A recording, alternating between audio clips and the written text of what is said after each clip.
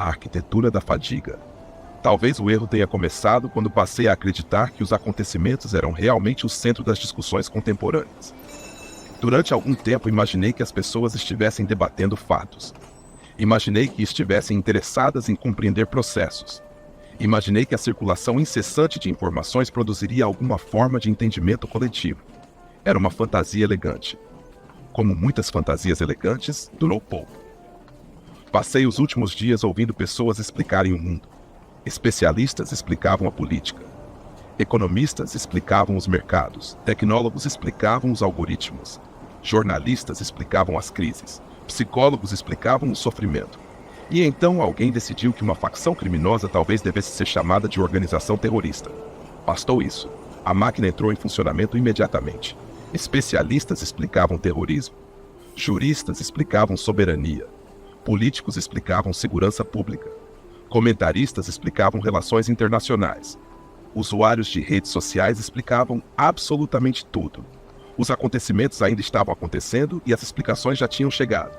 As consequências ainda não existiam e as interpretações já estavam organizadas. Talvez seja justamente isso que me interessa. Não o PCC, não o CV, não o terrorismo, não a soberania, mas a velocidade. A velocidade com que qualquer acontecimento precisa ser transformado em significado. Existe alguma coisa profundamente ansiosa numa época que não consegue permitir que um fato permaneça sem narrativa por mais de algumas horas. Tudo precisa receber um nome. Tudo precisa ser convertido em posição política. Tudo precisa ocupar um lugar dentro de alguma guerra simbólica previamente existente. Talvez porque a dúvida continue sendo uma experiência insuportável. Talvez porque a incerteza exija mais energia do que a convicção.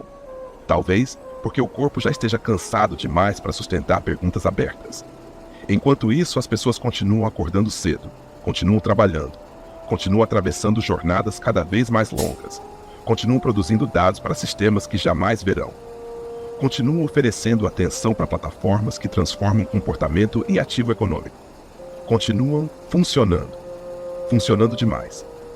E talvez seja por isso que a necessidade de explicação tenha se tornado tão intensa. A explicação oferece repouso, não repouso para o corpo, mas repouso para a angústia. Uma narrativa organizada sempre parece menos ameaçadora do que uma realidade confusa. Uma interpretação pronta exige menos esforço do que permanecer diante do desconhecido. Então surgem os abrigos, os lados, as identidades, as convicções, as certezas, as moradias psicológicas. As pessoas não defendem apenas opiniões. Elas habitam opiniões, dormem dentro delas, organizam afetos através delas, organizam medos através delas, organizam amizades através delas, organizam a própria percepção da realidade através delas.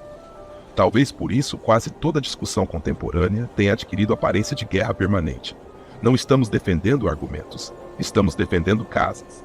E ninguém abandona uma casa facilmente, mesmo quando ela está pegando fogo. Enquanto isso, os sistemas continuam funcionando, as plataformas continuam aprendendo, os algoritmos continuam classificando, os mercados continuam reorganizando formas de vida.